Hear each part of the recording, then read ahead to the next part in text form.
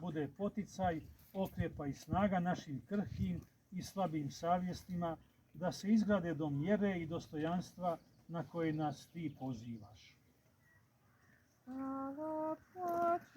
Božja mati, gledala je kako pati, sin joj na križu zvihnut.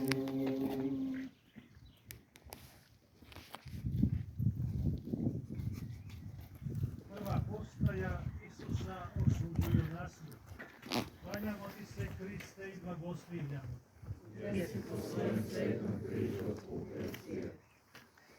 Isus je uhićen i izveden pred sud.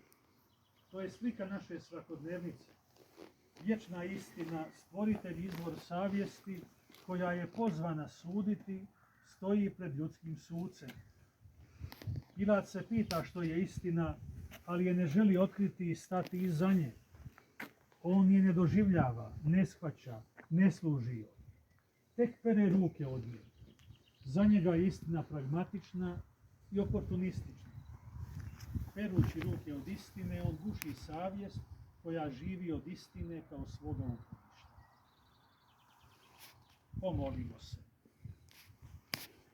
Gospodine, daj da nikad ne gušimo sud ispravne savjesti i da uvijek preko nje štitimo tvoju tihu, ali znakovitu prisutnost u našem životu.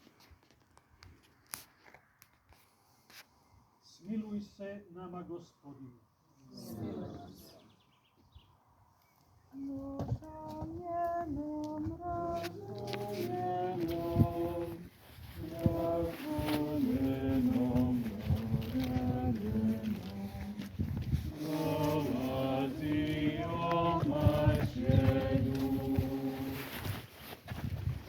Oče naš koji jesi na nebesima, sveti se ime Tvoje, dođi kraljevstvo Tvoje, budi volja Tvoja svakodnevno tako i na zemlji.